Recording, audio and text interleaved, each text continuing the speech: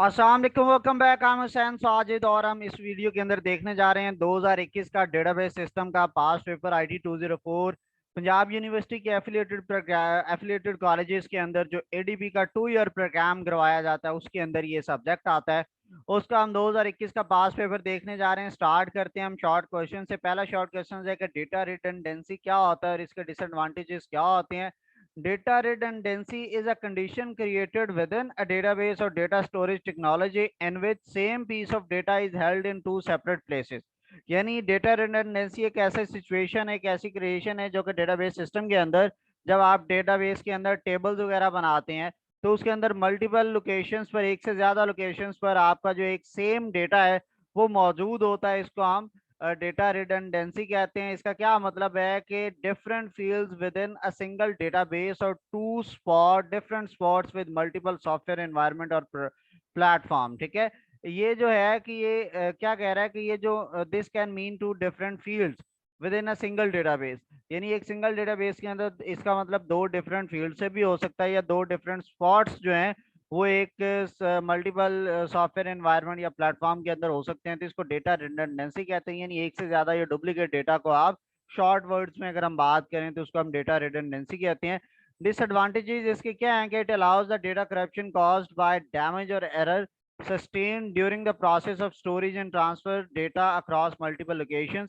इससे क्या होता है, जब आप मल्टीपल लोकेशंस के ऊपर डेटा ट्रांसफर कर रहे होते हैं या जब डेटा का जो प्रोसेस होता है जिसके अंदर आप स्टोर कर रहे होते हैं तो उसके दरमियान में उस डेटा के अंदर जो है वो डेटा की करप्शन के रीजंस भी बन सकता है और ये जो डेटा के अंदर एरर्स भी क्रिएट कर सकता है। सो जब आप एक के अंदर एरर होता है तो उसको डुप्लीकेट कॉपी बनाते हैं तो उसकी कॉपी के अंदर भी क्या होता है, वो error same as it is चला जाता है।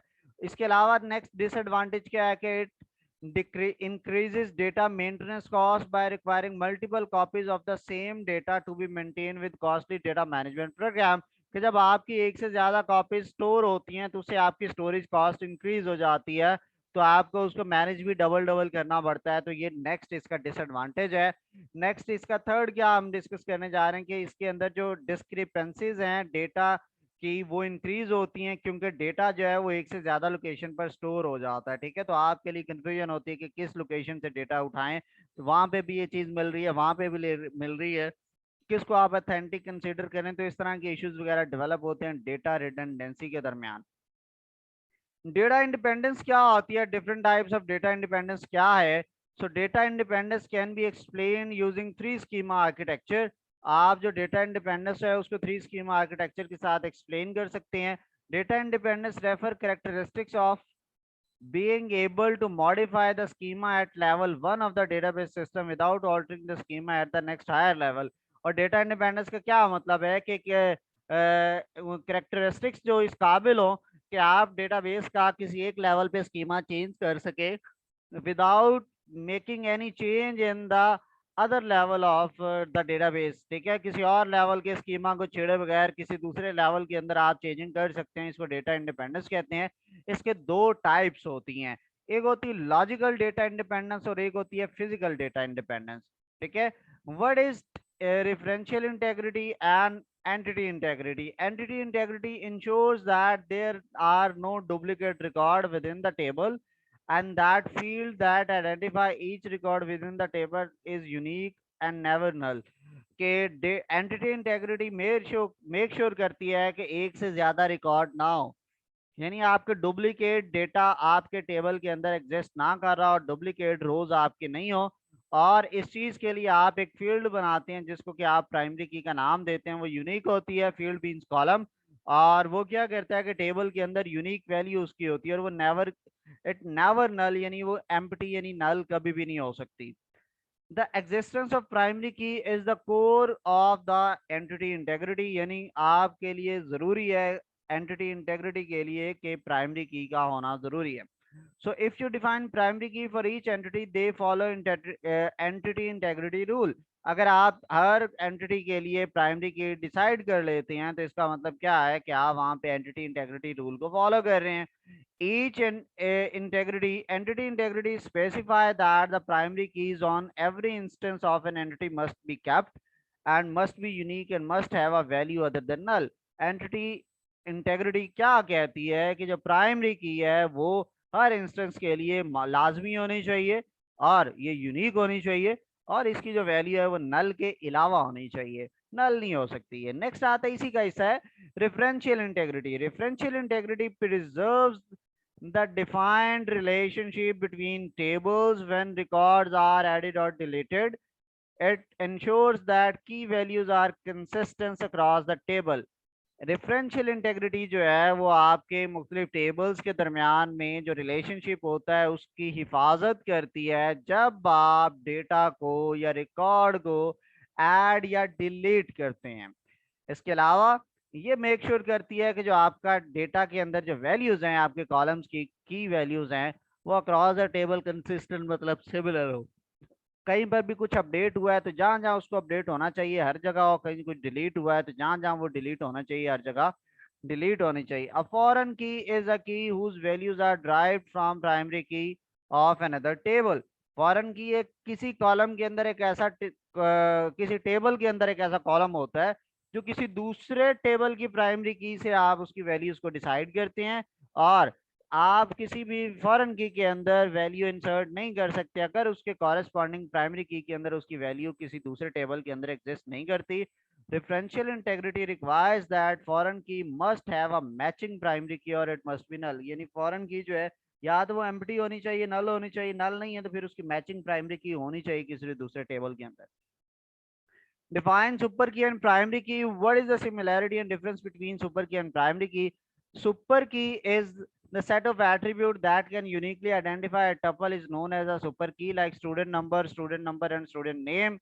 So adding zero or more attribute to the candidate that generates the super key. A candidate key is a super key, but vice versa is not true. Next, primary key aata hai, there can be more than one candidate keys in a relation, out of which one can be chosen as a primary key. For example, student number as well as student phone both are the candidate keys for the relation student, but student number can be chosen as a primary key. तो आप जो है only one candidate की जो है उसको आप choose करते हैं, आप इसको प्राइमरी की कहते हैं। एग्जांपल्स इसका डिफरेंसेस की बात करें इन दोनों में, so super key is an attribute that is used to uniquely identify all the attribute in a relation.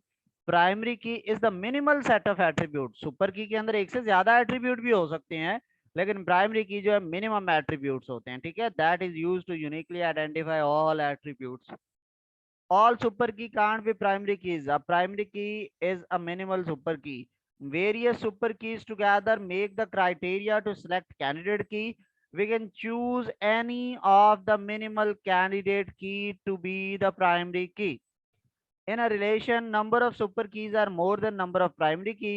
जबकि रिलेशन के अंदर जो प्राइमरी कीज है उनका जो नंबर है वो हमेशा सुपर की से लेस होता है। सुपर की के एट्रीब्यूट जो है उसके अंदर नल वैल्यू हो सकती है, प्राइमरी की के एट्रीब्यूट में नल वैल्यू नहीं हो सकती। What is the transactions and what are the asset properties? ये last question है short. So transaction is a set of logically related operations. It contains a group of tasks. इसके अंदर एक group of task होता है। Transaction is a action and series of action. जो transaction है वो एक एक्शन हो सकता है, ये एक्शंस की सीरीज हो सकती है। ये single user, it is performed by single user to perform operations for accessing the content of the database. ये डेटाबेस के कंटेंट एक्सेस करने के लिए आप सिंगल यूजर के थ्रू जो है वो ये परफॉर्म करवाए जाते हैं। इसकी चार प्रॉपर्टीज है। ट्रांजैक्शंस की चार प्रॉपर्टीज होती हैं जो डेटाबेस के अंदर कंसिस्टेंसी मेंटेन रखती हैं। Before and after transaction, atomicity, consistency, isolation and durability. Next आता है कि नॉर्मलाइजेशन क्या होती है। अगर आपने अभी तक मेरा चैनल सब्सक्राइब नहीं किया, youtube.com ओपन कीजिए और यहाँ पे मेरे चैनल को सब्सक्राइब कीजिए। हुसैन साजिद ऑफिशियल इसका यूजर नेम है, same user name Hussain Sajid official के साथ इंस्टाग्राम अकाउंट है, और यहाँ पे आपको काफी कुछ लर्निंग को मिलता है। तो ये चैनल को लाजमी सब्सक्राइब कीजिए और यहाँ पे आपको बहुत सारी चीजें देखने को मिलेंगी। Same user name Hussain Sajid official के साथ मेरा फेसबुक पेज भी है, आप यहाँ पे भी मुझे फॉलो कर सकते हैं। सो हम नॉर्मलाइजेशन की बात कर रहे हैं। यहाँ पे आपको साइड पे एक व्हाट्सएप नंबर गिवन है। अगर आपकी क्लास के अंदर स्टूडेंट्स विलिंग हैं तो आप मुझे मैसेज कीजिए, मैं क्लास का आपके लिए ग्रुप बना दूंगा सेपरेट, जिसमें आपके सारे स्टूडेंट्स जो क्लास के हैं उसको ज्वाइन करवाइए। आपकी कोई भी क्वेरी, कोई भी क्वेश्चन है तो वो आप मुझसे पूछ सकते हैं उस ग्रुप के अंदर। और वो इसलिए कि किसी को भी सवाल हो तो उसका आंसर करें तो पूरी क्लास को उसका आंसर भी पता चल जाए, ताकि बाकियों को भी वो टॉपिक क्लियर हो। इसलिए व्हाट्सएप ग्रुप मेरा तकरीबन इस वक्त 25 से 26 कॉलेजेस के अंदर बन चुके हैं, तो आप भी कांटेक्ट कीजिए, आपका भी व्हाट्सएप बनाते हैं। हमारे पास क्वेश्चन है जी नॉर्मलाइजेशन है और इसको थर्ड नॉर्मल फॉर्म तक आपने लेके जाना है। ये ऑर्डर आईडी, ऑर्डर डेट है, customer ID, customer name, customer address, item ID, item name, quantity and item price है। अब यहाँ पर सारे सिंगल वैल्यूड एट्रीब्यूट्स हैं, तो ये ऑलरेडी फर्स्ट नॉर्मल फॉर्म में हुआ। सेकंड नॉर्मल फॉर्म में इसको लेके जाना है, तो एक तो हमें वहाँ पे प्राइमरी की उसने बताई ही नहीं है, तो उसके लिए फिर हम क्या करते हैं कि सेकंड नॉर्मल फॉर्म के लिए दो प्राइमरी की यानी कंपोजिट प्राइमरी की का होना जरूरी है। तो हमने ऑर्डर आईडी और कस्टमर आईडी को मिला के प्राइमरी की बना ली है, कैंडिडेट जो है ये कंपोजिट प्राइमरी की। और इस कंपोजिट प्राइमरी की वजह से हम यहाँ पे देख रहे हैं कि यहाँ पर जो है वो एक पार्शियल डिपेंडेंसी क्रिएट हो जाती है। लाइक ये ऑर्डर की डेट का ताल्लुक ऑर्डर आईडी के साथ है, इसका ताल्लुक कस्टमर आईडी से नहीं है। कस्टमर नेम और एड्रेस का ताल्लुक कस्टमर आईडी के साथ है, ऑर्डर आईडी के साथ नहीं है, तो पार्शियल डिपेंडेंसी क्रिएट होगी। तो हम इन टेबल्स को अलग अलग करेंगे। उसके लिए मैंने ऑर्डर्स को सेपरेट कर लिया। अब आप ये देखते हैं कि ये जो ऑर्डर आईडी और ऑर्डर डेट है ये एक टेबल बनेगा। अब ये 605 के अगेंस्ट सेम डेट है, तो ये 3 बार की बजाय आप सिंगल टाइम इसको लिखेंगे जब इलादा टेबल बनाएंगे। फिर 606 के अगेंस्ट सेम डेट है, तो इसको भी इलादा करेंगे। फिर कस्टमर आईडी CS101 के अगेंस्ट ये बिलाल एंड लाहौर 3 रोज में सिमिलर है, तो इसकी भी एक रो बनेगी और अगली दो की एक रो बनेगी। तो आप ये देख सकते हैं ये दो सेपरेट टेबल्स आपके बनते हैं। उसके बाद जो रिमेनिंग टेबल्स बचते कॉलम्स बचते हैं वो आ गए, और साथ वही जो दो प्राइमरी कीज हैं कस्टमर आईडी और ऑर्डर आईडी। अब इसको थर्ड नॉर्मल फॉर्म में लेके जाना है। उसमें हम देख रहे हैं कि इसके अंदर हमें ट्रांजिटिव डिपेंडेंसी नजर आ रही है, जैसा कि आइटम आईडी के चेंज करने से आइटम का नेम, आइटम की क्वांटिटी और आइटम की प्राइस चेंज हो सकती है। तो इसलिए हम इनको भी अलग टेबल में लेके जाएंगे, क्योंकि नॉन की एट्रीब्यूट पे डिपेंडेंट है। तो जब वो नॉन की के ऊपर डिपेंड कर रहा होता है तो उसको आपने सेपरेट करना है, सो दैट कि आपका जो है वो ट्रांजिटिव डिपेंडेंसी रिमूव हो। तो हम क्या करेंगे, आइटम आईडी, आइटम नेम और आइटम की प्राइस का अलग एक टेबल बना दिया, ये अलग। रिमेनिंग जो चीजें बची वो आपके इस टेबल में रह गई, तो ये आपके 4 टेबल में वो कन्वर्ट हो गया सिंगल टेबल। तो अब ये आपका थर्ड नॉर्मल फॉर्म में मौजूद हो चुका है। आपने स्टिल अगर मुझे अभी तक व्हाट्सएप पे मैसेज नहीं किया तो अपनी क्लास की तरफ से मैसेज कीजिए, और आपकी क्लास का मैं ग्रुप बनाता हूँ, पूरी क्लास को ज्वाइन करवाइए। आपकी कोई भी क्यूरी होगी तो वहां पे मैं आपको आंसर कर दूंगा। लास्ट क्वेश्चन है हमारे पास, consider the following tables and answer the following queries. Employee का टेबल है और डिपार्टमेंट का टेबल है। Employee number, employee name, job, salary, hire date, commission, मैंने उसके पास MGR और आपका डिपार्टमेंट नंबर जो है ये एम्प्लॉय के टेबल के कॉलम्स हैं, और एट्रीब्यूट भी कह सकते हैं। डिपार्टमेंट का टेबल है DPT, उसके अंदर DPT number, dean, department name और उसकी लोकेशन अवेलेबल है। तो ये दो हमारे पास टेबल्स हैं। इसके अंदर हमारे पास पहली क्यूरी जो आती है कि list all clerks with the salary between 12,000 and 15,000 and they work in the department number 10 और 20।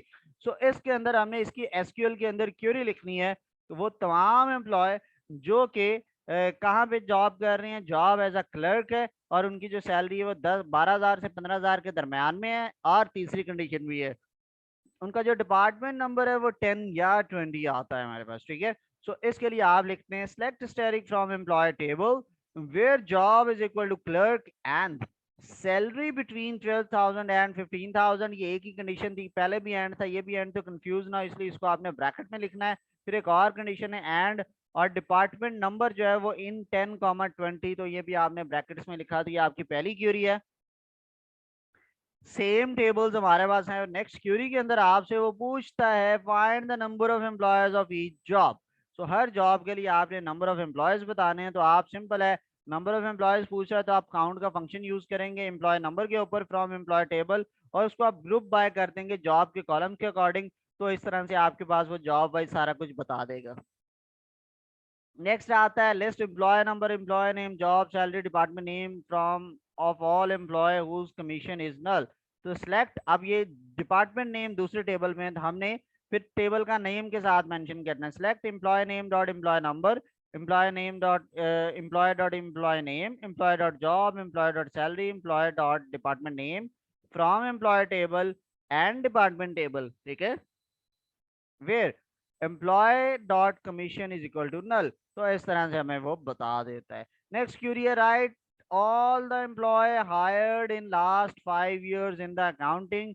तो ये जो लास्ट 5 ईयर के लिए आपने क्यूरी लिखनी होगी वो क्या है कि सिलेक्ट, फिर उसके बाद आप कन्वर्ट करेंगे उसके वॉचर 11 के अंदर, और डेट है, ठीक है, डेट ऐड जो है उसके अंदर जो हमारे पास ये ईयर है और उसमें से 5 माइनस कर देंगे और उसकी गेट डेट कर लेंगे हम, ठीक है। ये उसका हमने क्यूरी लिख ली और ये हमें लास्ट 5 ईयर की डेट दे देगा। So select asterisk from employee where current hire date is greater than last 5 year. तो वो लास्ट 5 ईयर के सारे एम्प्लॉय जो हायर किए गए उनकी डिटेल आ जाएगी। नेक्स्ट आता है find department name of all employee whose commission is more than 10% of their salary. तो सैलरीज का 10% कैसे निकालेंगे? Select 0.1 into employee dot salary from employee table. यानी आप सैलरी को मल्टीप्लाई कर दें, 10% का मतलब होता है 10/100 और वो आता है 0.1, उसको मल्टीप्लाई कर देंगे सैलरी से तो आपको उसकी सैलरी का 10% आ जाएगा। तो हमने डिपार्टमेंट नेम सेलेक्ट करना है उन एम्प्लॉयज का कि जिनकी जो सैलरी है कमीशन है वो ग्रेटर देन है 10% ऑफ देयर सैलरी। तो इस तरह से हमारे पास आ जाता है। आपने अभी तक अगर मेरा फेसबुक पेज, इंस्टाग्राम पेज और ये दोनों फॉलो नहीं किए तो फॉलो कीजिए, यूट्यूब सब्सक्राइब नहीं किया तो सब्सक्राइब कीजिए। यूजर नेम सेम है हुसैन साजिद ऑफिशियल तीनों के ऊपर, मेरा व्हाट्सएप नंबर मेंशन है और मेरा ईमेल भी मेंशन है। आपका कोई भी क्वेश्चन हो तो आप बिला झिझक मेरे से पूछ सकते हैं। अपना ढेर सारा ख्याल रखिएगा, इंशाल्लाह आपसे अगली वीडियो में फिर मुलाकात होगी। तब तक अल्लाह हाफिज।